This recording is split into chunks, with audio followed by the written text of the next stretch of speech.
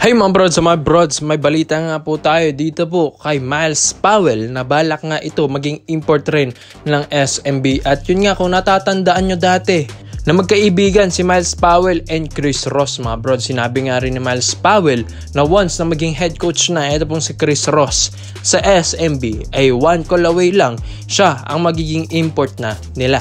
So talagang malinaw mga brods na pwedeng palitan pa rin ito pong si Benny Boatwright Jr. ng SMB kung itong si Benny ay yun nga magtuloy-tuloy ang mga pagkatalo dito at yun nga humina ang kanyang mga production ng numbers sa SMB. Pero as of now nakikita rin naman natin maganda ang pinapakita ni Benny Boatwright. 50 plus points nga lang din siya naman sa nakaraang game niya mga prod sa SMB. So ito pong si Myles Powell, isa rin din itong reserve import lang naman mga brods sa SMB. So basically, if yun nga, wag naman sana kung ma-injured man si Benny Boatwright, ito ang kanilang tatawagin talaga. Lalong-lalo na, ito pong si Chris Ross. One call away nga lang din daw, sinabi rin niya. Diba mga brods? Siya na mismo nagsabi niya. And ito pong si Myles Powell, kung hindi nyo man siya kilala, dating player ito ng Bay Area Dragons na guest team dito sa PBA. Yun nga, nakapaglaro na rin to. And yun nga, finals pa rin sila against Barangay Ginebra San Miguel. Kaya nga, dito mas nakilala si Myles Powell. Yung galawan niya talaga, ala NBA rin naman talaga mga brods. Ex-NBA player rin naman kasi ito pong si Myles Powell. Dating Philadelphia 76ers point guard mga brods. At yun nga, makikita rin naman natin na ala NBA rin naman ang galawan rin na ito po ni Myles Powell. As of now, nasa CBA siya. Nasa Qingdao Eagles siya naglalaro mga brods. Pero yun nga, ang SMB ay gusto rin naman nilang makuha ito pong si Myles Powell. Dahil kahit yung kanyang height na 6'2", kaya niya talaga makipagsabayan mga brods. Kung makikita rin nyo naman dun sa championship game ng Ginebra versus Bay Area Dragons, mga brods, angat na angat ang laruan doon ni Myles Powell.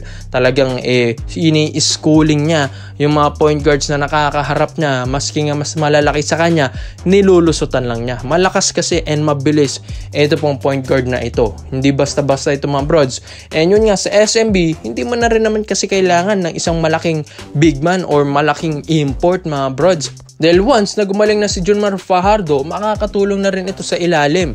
And yun nga, ang SMB, kailangan din nila ng katulong sa locals na umi-score. Which is ito pong si Myles Powell, mag-fit siya talaga dyan mga brods. Dahil ang SMB, malalaki na sila, may tautuwaan na, may Junmar Fajardo. And kapag si Myles Powell na andyan, fit na fit siya talaga. Dahil kay Junmar ang ilalim, kay Myles Powell naman ang taas. So ito pong si Myles Powell mga brods, malakas din talagang player ito.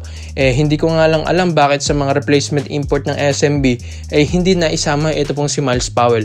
Dahil syempre alam naman natin, injured kasi si Junmar Fajardo, kaya they go with the big mga abroads from Ivan Asca to Benny Boatwright Jr. Kaya pansin nyo, lumaki. Kung naandyan si Junmar Fajardo, kung healthy si Junmar, siguro nga baka si Myles Powell na ang kanilang import sana mga kabroad. So ganyan talaga.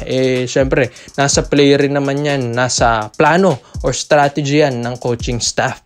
Pero ito pong si Myles Powell mga bro, siguro nga kung si Junmar ay babalik na sa playoffs, and wag naman sana kung ma-injured man si Benny Boatwright, siguro si Myles Powell na rin talaga mga brods ang kukunin nila. Pero sa tingin nyo mga brods, sa lahat po ng mga SMB fans, bagay ba si Myles Powell sa SMB? Komento mo lang ang opinion mo dito mga brods at isayin natin yan. Dito naman po tayo sa kabilang balita naman natin mga brods.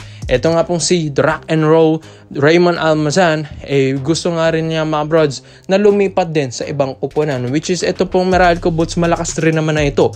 Pero gusto niya yung doon sa malaki ang tsansa na magkakampiyon talaga mga brods, which is ito pong Barangay Ginebra San Miguel. Hindi rin naman natin sinasabi na mag-e-expire ng kontrata ni Rock and Roll sa Meralco Boats, which is gusto rin itong mag-demand ng trade para nga makapunta rin ito sa Barangay Ginebra San Miguel. Sinasabi rin naman ng mga ibang players na gusto rin naman nilang mapunta sa Barangay Ginebra. And ito pong si Rock and Roll, sinabi na rin niya na isa rin sa mga dream niya talaga na kupunan dito sa PBA ay ang Barangay Ginebra San Miguel. Kaya hindi na rin tayo magugulat kung itong si Raymond Almazan ay in the future malipat sa Barangay Ginebra San Miguel mga brods. Ay alam naman natin, ito pong Ginebra malalaki rin naman ito pong Ginebra, like katulad ni Christian Sonhaninger, Chapet Aguilar, At yun nga, yung iba medyo maliliit na, like 6'7" Jamie Malonzo bilang isang power forward nila, pero ang laruan din naman ng mga yan hindi rin masyadong big man.